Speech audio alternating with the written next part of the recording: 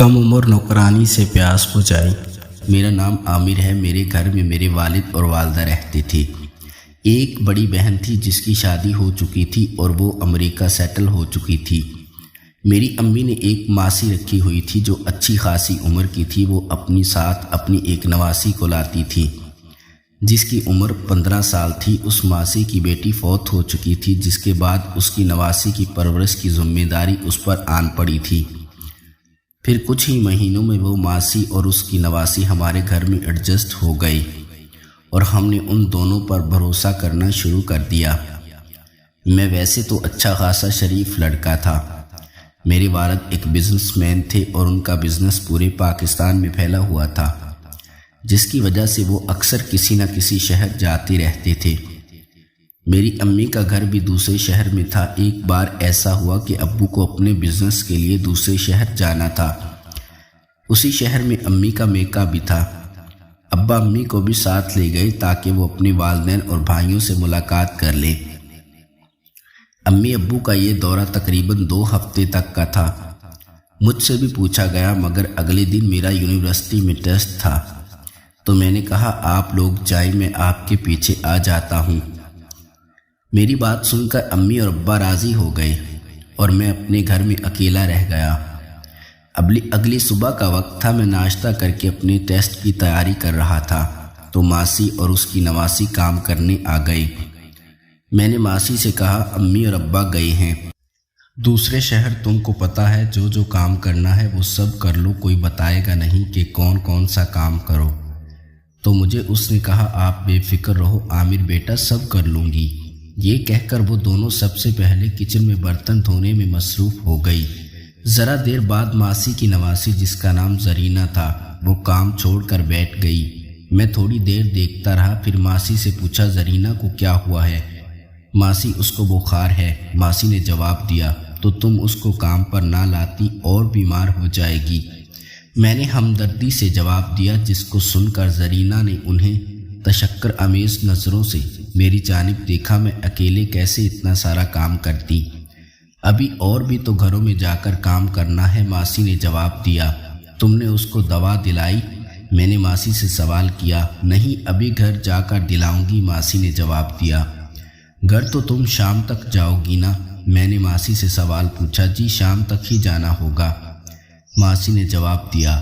ایسا کرو تم اپنا کام کرو، میں زرینہ کو دوائی دلا کر لاتا ہوں، میں نے ماسی سے کہا۔ رہنے دے عامر صاحب، تکلیف نہ کرے، ماسی نے منع کرنے کے انداز میں کہا۔ تکلیف کیسی؟ تم لوگ ہماری اتنی خدمت کرتی ہو، ہمارا سارا گھر کا کام کرتی ہو، یہ تو ہمارا حق بنتا ہے۔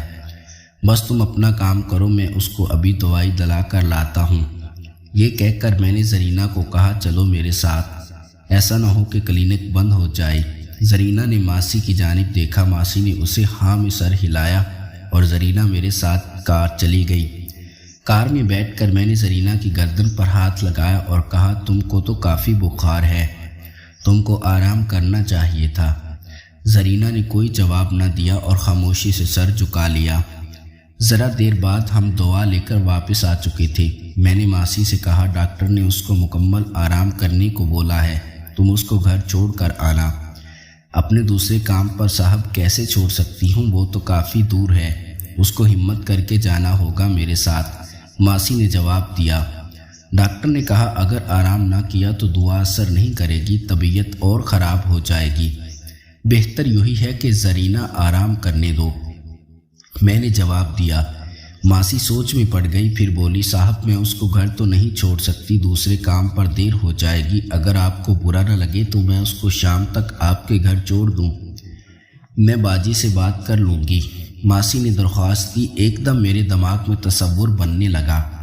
میں نے تھوڑا سوچا، پھر کہا باجی سے بات کرنے کی ضرورت نہیں، ویسے بھی وہ 1 ہفتے بعد آئیں گے، تم اس کو چھوڑ دو، مگر شام میں ضرور واپس لے جانا، ہو سکتا ہے میں گھر سے باہر جاؤں تو یہ اکیلی کیسے رہے گی، میں نے خوشی کو دباتے ہوئے کہا۔ ہاں صاحب آپ فکر نہ کریں، میں شام میں آ کر اس کو لے جاؤں گی، ماسی نے بھی خوش ہو کر کہا۔ ہاں ذرا دیر بعد ماسی اپنا کام ختم کر کے چلی گئی اور میرے گھر والے زرینہ کو ایک چھوٹی بچی کی طرح ہی ٹریٹ کرتے تھے۔ وہ ذہنی طور پر اتنی بالغ تھی بھی نہیں، خیر ماسی کے جانے کے بعد میں ذہن میں منصوبہ بنانے لگا کہ کس طرح اپنی خواہش پوری کروں، مگر مجھے ڈر بھی تھا یہ شور مچا دے گی یا بعد میں کسی کو بتا دے گی۔ تم نے صبح سے کچھ کھایا ہے؟ میں نے زرینہ سے سوال کیا۔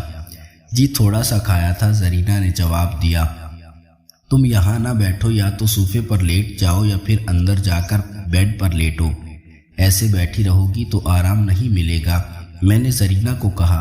جی اچھا، یہ کہتے ہوئے وہ اٹھی اور راستے میں لڑکھڑانے لگی تو میں نے بھاگ کر اس کو پکڑا اور سہارا دیا۔ تم تو کافی کمزور لگ رہی ہو، چلو میں تم کو لے کر بیڈ پر لٹاتا ہوں۔ یہ کہہ کر میں اس کو پکڑ کر اپنے بیڈ روم میں لے گیا اور اس کو بیڈ پر لٹا دیا۔ پھر کچن میں جا کر اس کے لیے ایک سیب کاٹا اور دودھ گرم کر کے کمرے میں لے آیا۔ چلو یہ کھاؤ اور پھر دوا بھی لینی ہے، شام تک تم کو ٹھیک ہونا ہے، یہ کہتے ہوئے میں اس کی جانب دیکھ کر مسکرایا۔ جواب میں وہ بھی مسکرائی۔ وہ سیب کھانے لگی اور میں نے ٹی وی آن کیا۔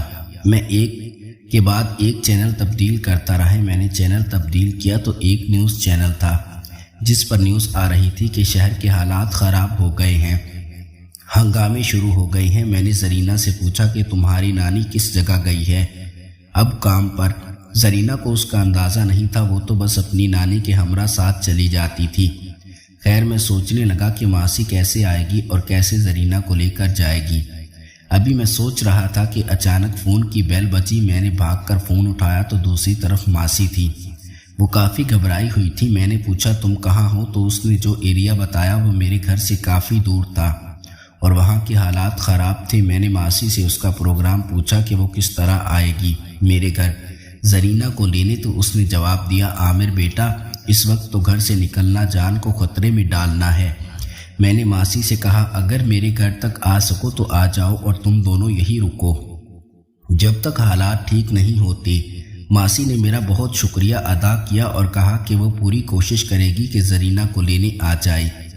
میں نے کہا تم زرینہ کی فکر نہ کرو، وہ آرام سے ہے، اور پھر میں نے اس کی زرینہ سے فون پر بات کروا دی۔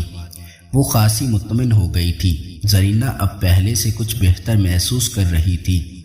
ذرا دیر بعد میں نے زرینہ کو دوا دے دی اور کہا تم سو جاؤ، تمہاری نانی آئے گی، تم کو لے جائے گی، اور یہ کہہ کر میں روم سے باہر نکل گیا۔ مجھے کل یونیورسٹی بھی جانا مشکل لگ رہا تھا۔ ابھی میں اپنے دماغ میں پلان ہی کر رہا تھا کہ دوست کا فون آیا اور اس نے بتایا کہ کل یونیورسٹی بند ہے شہر کے حالات خراب ہونے کی وجہ سے۔ میں دل ہی دل میں بہت خوش ہوا اور دعا کرنے لگا کہ ماسی نہ آ سکے تو میں زرینہ کے ساتھ اپنی رات رنگین کر لوں۔ میں نے ٹی وی لانچ والا ٹی وی آن کیا تو پتہ چلا شہر کے حالات مزید خراب ہو گئے ہیں اور شہر میں کرفیو لگ گیا ہے۔ میں بہت خوش تھا تو میں نے کچن میں جا کر کھانا گرم کیا اور کہا زرینہ کو جا کر دیکھوں اس کی طبیعت کیسی ہے۔ اب زرینہ کا بخار اتر چکا تھا۔ زرینہ مجھے پسند کرتی تھی، مجھے وہ بتاتی نہیں تھی۔ اس رات میں نے اسے کیلا پا کر اسے گلے میں باہیں ڈال دی اور مجھے کہنے لگی میں آپ کو بہت پسند کرتی ہوں اور میں آپ کے ساتھ شادی کرنا چاہتی ہوں۔ میں زرینہ کو اپنے ہونٹوں سے مزہ دینے لگا۔ زرینہ بہت مدہوش ہو رہی تھی اور ہلکی ہلکی منہ سے آوازیں نکال رہی تھی۔ میں نے تقریباً 15 منٹ زرینہ کے اوپر لگائے اور اپنا پانی باہر نکال دیا تاکہ وہ حاملہ نہ ہو جائے، کیونکہ ابھی تک وہ بالکل کنواری اور کمسن تھی۔